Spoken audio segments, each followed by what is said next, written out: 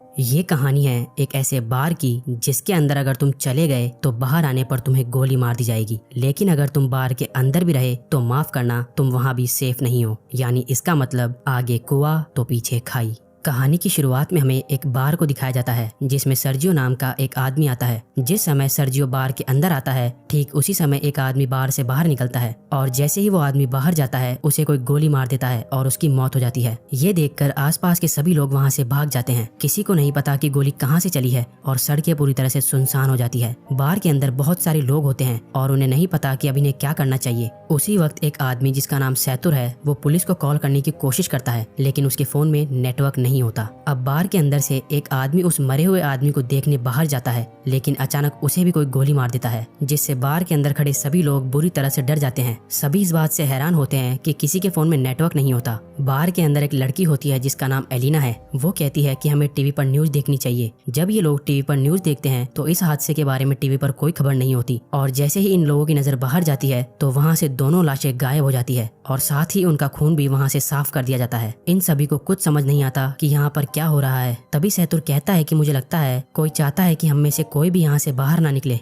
फिर सर्जियो कहता है कि हो सकता है हम में से कोई एक किलर हो या हो सकता है हम में से कोई आतंकवादी हो जिसके पास कोई भयानक विस्फोटक सामान हो और पुलिस उसे पकड़कर मारना चाहती हो। ये सुनकर एक आदमी जिसका नाम नाचो है वो अपने पैर से अपने बैग को छुपा देता है, पर सर्जियो उसे ऐसा करते हुए देख लेता है और इसके बारे में सबको बताता है। नाचो के बैग को ले लिया जाता है और जब उसके बैग को खोला जाता है तो उसमें से कपड़े और एक हार्ड डिस्क निकलती है। तभी नाचो कहता है कि इसमें ऐसी कोई भी चीज नहीं है जिससे किसी को भी नुकसान हो। वो कहता है कि मैं एक एड कंपनी में काम करता हूँ और इस हार्ड डिस्क में मेरे काम की फाइल्स है, लेकिन कोई भी उसकी बात पर विश्वास नहीं करता। एलेना उसकी हार्ड डिस्क को नष्ट कर देती है, पर हार्ड डिस्क के अंदर कुछ नहीं होता। नाचो को इस बात से बहुत दुख होता है। तभी नाचो देखता है कि सामने काउंटर पर एक ब्रीफकेस रखा हुआ है। वो सबसे पूछता है कि ये ब्रीफकेस किसका है। तभी सर्जियो दावा करता है कि ये ब्रीफकेस उसका है और इससे पहले कि सर्जियो ब्रीफकेस उठाता इस बार की ओनर एम्पारो ब्रीफकेस उठा लेती है। सर्जियो एम्पारो को ब्रीफकेस खोलने से मना करता है, लेकिन तभी एक आदमी जिसका नाम इजराइल है वो उस ब्रीफकेस को खोल देता है और ब्रीफकेस के अंदर औरतों के कुछ कपड़े निकलते हैं। जिससे पहले कि कोई कुछ समझ पाता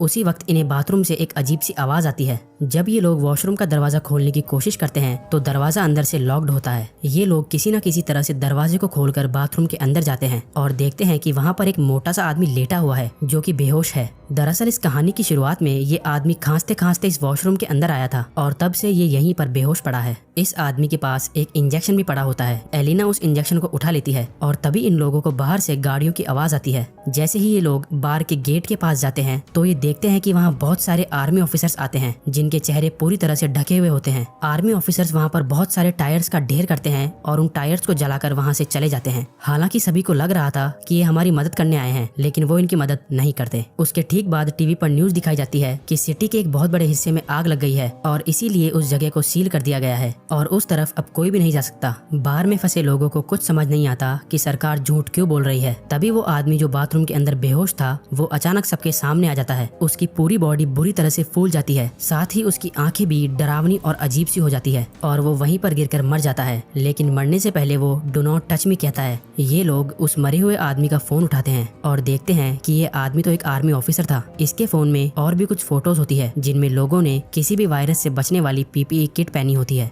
अब बार के अंदर सभी लोग समझ जाते हैं कि इस पूरे इलाके को क्वारंटीन कर दिया गया है। इसका मतलब ये जो आदमी अभी अभी यहाँ पर मरा है ये इन्फेक्टेड था और इन्फेक्शन से इसकी जान चली गई है और हो सकता है कि शायद अब यहाँ और भी लोग इन्फेक्टेड होंगे। वहीं नाचो को दिखाया जाता है जो किसी भी तरह से अपने फोन में सिग्नल लाने की कोशिश करता है और जब वो एक टेबल पर चढ़कर अपने फोन को ऊपर करता है तो उसके मोबाइल में नेटवर्क आ जाता है। वो ये बात सबको बताता है। तभी नाचो को कहा जाता है कि तुम जल्दी से किसी भी मीडिया वाले को कॉल करके उसे सब कुछ बता दो, लेकिन तभी सैतुर भी फोन पर बात करने के लिए टेबल पर चढ़ जाता है जिस वजह से टेबल टूट जाती है। फिर एक आदमी जिसका नाम एंड्रेस है वो नाचो से फोन मांगता है, लेकिन तभी एम्पारो उसे रोक देती है और कहती है कि इस फोन को मत छूना क्योंकि ये फोन उस इन्फेक्टेड आदमी का था और अगर तुमने इस मोबाइल को छू लिया तो तुम भी इन्फेक्टेड हो जाओगे। सर्जियो और एंड्रेस इस बात से सहमत हो जाते हैं। अब इसका मतलब नाचो और जिस किसी ने भी इस मोबाइल को या उस आदमी को छू लिया है वो सब के सब इन्फेक्टेड है और ऐसा करने वाले इनमें से 5 लोग हैं। एंड्रेस उन्हें अपनी बंदूक से धमकाता है और इनसे कहा जाता है कि उस आदमी की डेड बॉडी को नीचे तहखाने में बने स्टोर रूम में लेकर जाओ।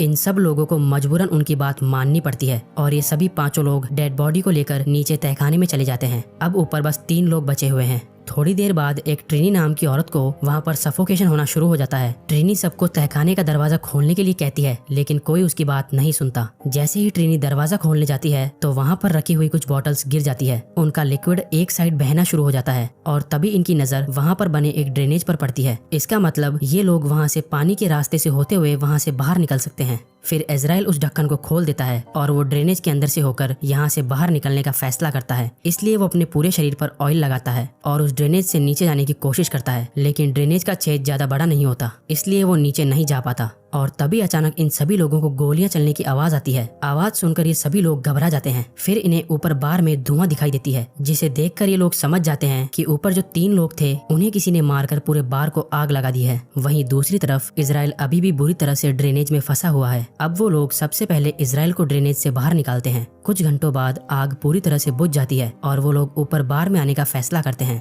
ऊपर बार में आने के बाद वो देखते हैं कि बार पूरी तरह से जलकर राख हो चुका है। नाचो को वहाँ गन मिल जाती है, जिसे वो चुपचाप उठा लेता है। तभी ये लोग देखते हैं कि कुछ लोग बाहर से इस जगह को पूरी तरह से सील कर रहे होते हैं। ये बड़ी ही खामोशी से सब कुछ देखते रहते हैं, क्योंकि अगर किसी को भी भनक लग गई कि अंदर अभी भी 5 लोग जिंदा है तो इन सबको भी मार दिया जाएगा। और तभी यहाँ मोबाइल बजना शुरू हो जाता है और ये उसी मोटे आदमी का मोबाइल होता है जिसकी अभी थोड़ी देर पहले इन्फेक्शन के कारण मौत हुई थी। एलिना उसका फोन उठा लेती है और उसकी व्हाट्सएप चैट्स पढ़ना शुरू कर देती है, जिसमें एक आदमी इस मोटे आदमी से पूछता है, क्या वैक्सीन लेने के बाद तुम्हारी तबीयत में सुधार है? इस आदमी ने जवाब दिया होता है कि नहीं, मेरी तबीयत बहुत खराब है और मैं किसी बार के वॉशरूम में छुपा हुआ हूँ, तुम मेरे पास आने की कोशिश मत करना। अब एलिना इसकी पुरानी चैट्स पढ़ती है, जिसमें इस मरे हुए आदमी ने लिखा होता है कि मेरे पास अभी 4 और बची है। ये लोग समझ जाते हैं कि इसके पास जो इंजेक्शन है वही इस वायरस की वैक्सीन है। ये पढ़कर सब लोग खुश हो जाते हैं कि ये वैक्सीन काम कर सकती है, लेकिन फिर भी उनके मन में एक डाउट आता है कि अगर इस आदमी ने वैक्सीन ली थी तो इसकी मृत्यु कैसे हो गई। अचानक इसके बाद वो फोन बजना शुरू हो जाता है, पर इससे पहले कि वो फोन उठा पाते उसकी बैटरी लो होने के कारण फोन स्विच ऑफ हो जाता है।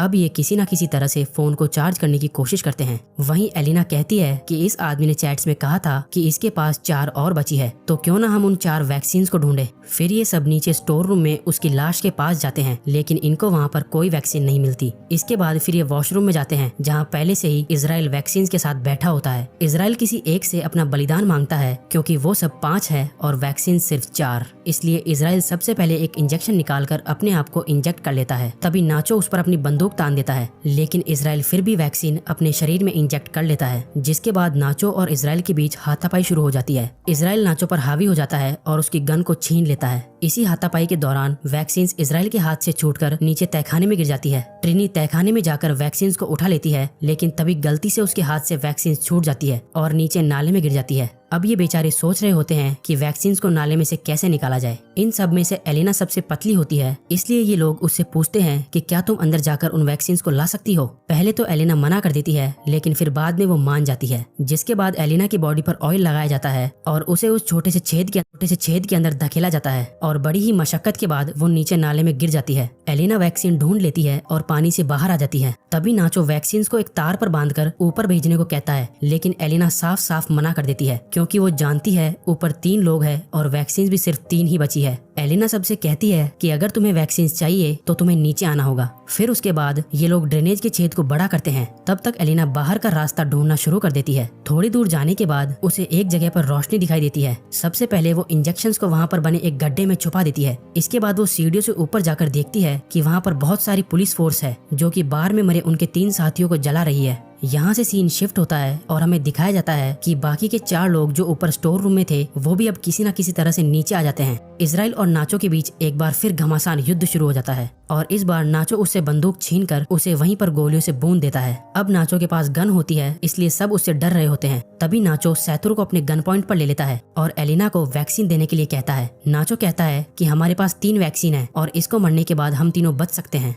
फिर एलिना इन सबको बाहर की ओर ले जाती है, जहां उसने वैक्सीन छिपा रखी थी। धीरे धीरे ये लोग आगे बढ़ते रहते हैं। नाचो और एलिना आगे चलते हैं, जबकि सैतुर और ट्रिनी इनके पीछे चलते हैं। तभी अचानक ट्रिनी सैतुर को पानी में डुबाकर मारने की कोशिश करती है, ताकि सारी दिक्कत ही खत्म हो जाए, लेकिन नाचो ट्रिनी को ऐसा करने से रोक देता है। पर ट्रिनी नाचो से कहती है कि तुम मुझे मार दो, ताकि तुम सब वैक्सीन बांट लो और तुम्हारी जान बच जाए। नाचो ट्रिनी पर बंदूक तान देता है, लेकिन वो गोली नहीं चला पाता, जिसके बाद ट्रिनी नाचो से गन लेकर यहाँ से थोड़ी दूर जाकर अपने आप को मार देती है। अब सिर्फ 3 लोग बचे थे और इनके पास इंजेक्शन भी 3 ही थे, इसलिए सब एक एक इंजेक्शन ले लेते हैं। पर इससे पहले कि ये लोग अपनी बॉडी में इंजेक्शन लगाते, यहाँ पर इजराइल आ जाता है जो अभी भी जिंदा है। इजराइल सैतुर पर पीछे से हमला करके उसे जान से मार देता है। अब इजराइल को गुस्सा आ जाता है और वो नाचो और एलिना की जान के पीछे पड़ जाता है। तभी नाचो और एलिना को सामने सीढ़ियां दिखाई देती है। वो दोनों सीढ़ियों की ओर आगे बढ़ते हैं, पर तभी एलिना के पास जो इंजेक्शन होता है वो उसके हाथ से छूटकर नीचे गिर जाता है। अब क्योंकि इजराइल भी उनके साथ सीढ़ियों पर चढ़ रहा है, इसलिए वो नीचे नहीं जा सकते। नाचो जल्दी से अपना इंजेक्शन एलिना को दे देता है। फिर इजराइल नाचो के पैर पकड़कर उसे नीचे खींच लेता है, जिससे दोनों की नीचे गिरकर मौत हो जाती है। एलिना के पास अब जो वैक्सीन बचा है वो उसे अपने शरीर में इंजेक्ट कर लेती है और ऊपर ड्रेनेज के ढक्कन को खोलकर बाहर निकल जाती है। बाहर निकलते ही उसे बहुत सारे लोग दिखाई देते हैं और सरकार ने आगे के इलाके को पूरी तरह से सील किया हुआ है। तभी एक औरत उसकी बॉडी पर अपनी जैकेट डाल देती है। एलिना को बिल्कुल भी होश नहीं होता और वो चुपचाप उस भीड़ में शामिल हो जाती है। अंत में इस कहानी में हमें ये पता चलता है कि वो मोटा आदमी जो बार के वॉशरूम में खांसता खांसता गया था वो एक आर्मी ऑफिसर था और हो सकता है शायद आर्मी किसी तरह का कोई बायोलॉजिकल वेपन बना रही हो ताकि वो अपने दुश्मन देशों पर इस वेपन से हमला कर सके। लेकिन इस दौरान इनका अपना एक ऑफिसर इन्फेक्टेड हो गया। हालांकि उनके पास इस इन्फेक्शन की वैक्सीन भी थी, लेकिन ये ऑफिसर बीमार था, इसलिए वैक्सीन ने उसके ऊपर काम नहीं किया। और जब आर्मी को पता चलता है कि उनका वो ऑफिसर बार के अंदर है तो उन्होंने पूरे एरिया को सील कर दिया ताकि वहाँ से कोई भी बाहर ना निकल पाए और उस वायरस को इसी जगह पर खत्म कर दिया जाए, चाहे इसके लिए उन्हें कुछ बेगुनाह लोगों को मारना ही क्यों ना पड़े। थोड़े बहुत लोगों के चक्कर में वो पूरे देश को खतरे में नहीं डाल सकते थे, इसलिए उन्हें मजबूरन ये कदम उठाना पड़ा। तो तुम्हें क्या लगता है, ये कदम उठाना सही था या गलत?